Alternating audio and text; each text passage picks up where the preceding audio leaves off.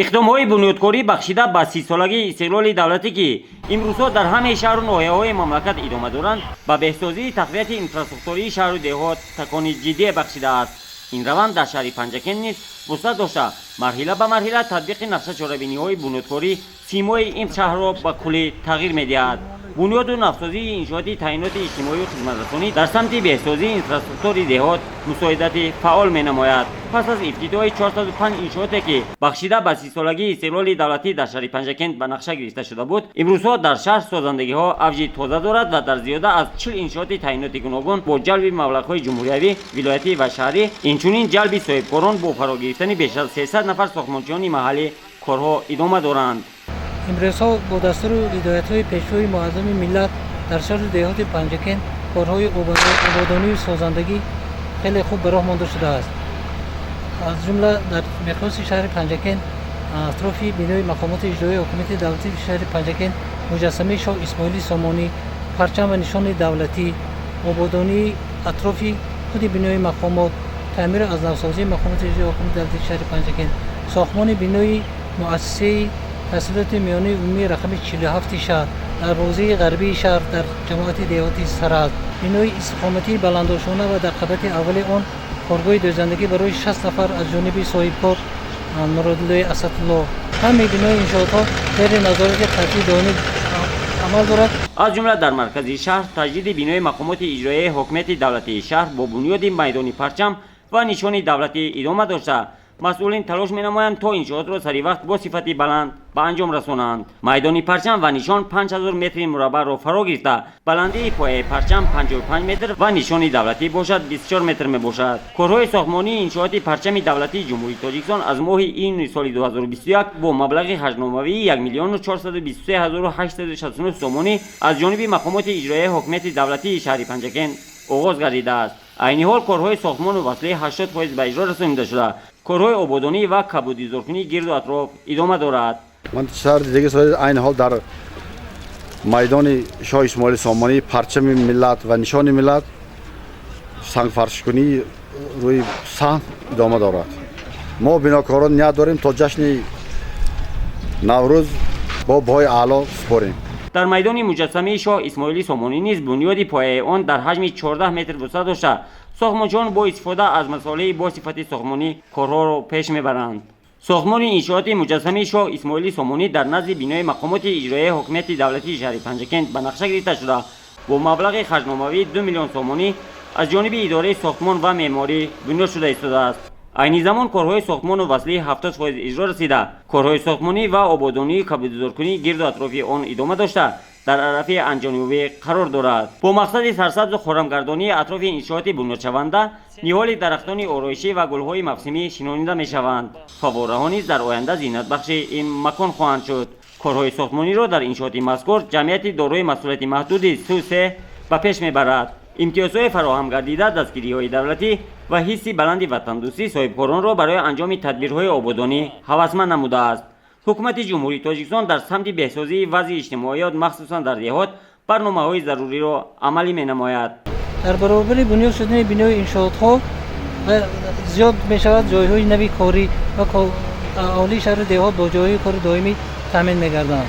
натиҷаи ҳамин буд ки танҳо давоми як соли охир садҳо иншооти тандурустӣ, аз ҷумла беморхонаҳои замонавӣ, марказҳои саломативу бунгоҳҳои тиббиро бунёд ва мавриди истифода қарор дод.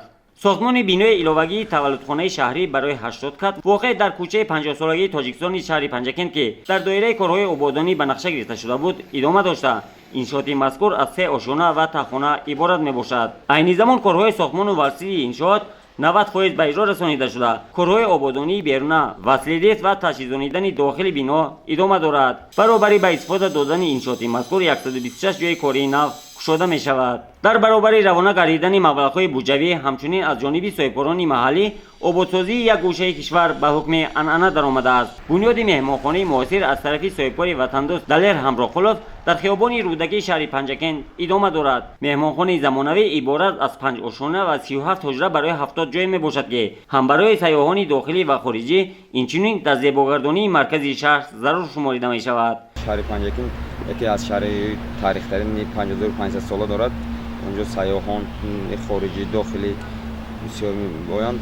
برای ساخته تا ایدی نوروز ما به استفاده دهیم. ساختمان انشاءات مذکور ماه مارس سال 2019 با مبلغ خرجنامه‌ای 5 میلیون سومانی آغاز گشته. کارهای ساختمان و وصلی 95% به اجرا رسانیده شده است و کارهای آبادسازی بیرونی انشاءات ادامه دارد. باغچه بچگانه در شهر پنجکن که برای 340 نفر پیش بینی شده است، امکان فراهم می‌آورد که من بعد کودکان از سن خردی به تربیت فرا گرفته شوند. ساختمان باغچه بچگانه با دستگیری مقامات اجرایی حکومت دولتی شهر پنجکن و سهمی صاحبکار معظم خان انصاری ماه این سال 2021 با مبلغ خرجنامه‌ای 5 میلیون و 800 هزار سومانی آغاز گردیده است.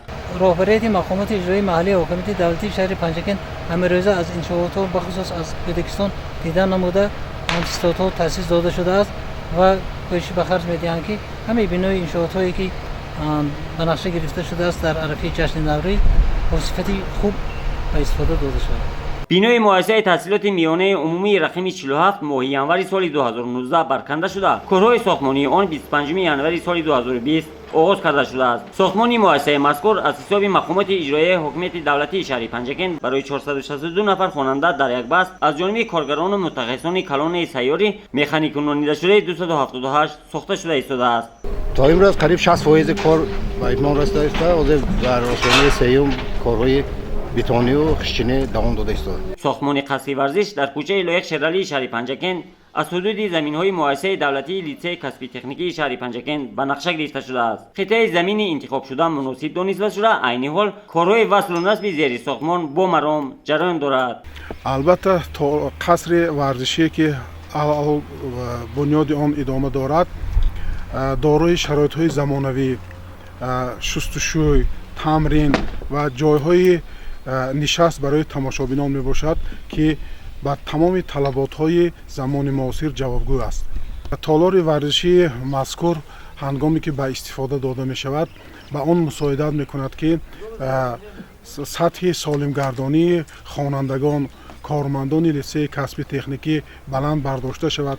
همچنین در تالار مذکور درس‌های ورزش، دفاع حربی گذرانده می شود و همچنین می تواند که چاره‌بینی‌های مختلف ورزشی سطح ولایتی و جمهوری و شهری گذرانده شوند. مقصد اساسی از این تدبیرهای بنیادکاری عملی گردانی تلاش‌های حکومت مملکت به خاطر بازهم آباد کردن تاجیکستان و حل مسائل اجتماعی اهالی با راه بهتر نمودن اینفراستراکچور در هر یک دهه و محله‌های اهالینشین میباشد. همه انشاءات نامبر شده تا جشن نوروز بین المللی مورد استفاده قرار خواهند گرفت. مورد به ذکر است که دوام سالهای صاحب استقلالی جهت تکمیل اینفراستراکچور دهات، بهتر نمودن شرایط زیست اهالی و در همین زمینه با جای کار تامین نمودن اهالی برنامه و استراتژی مشخص عملی کرده شدند. این تدبیر در دایره تطبیق سالهای رشد دهات، سیاحی و هنرهای مردمی عملی کرده شده است. فرهاد رحمت، شهر پنجکن، برای برنامه اخبار.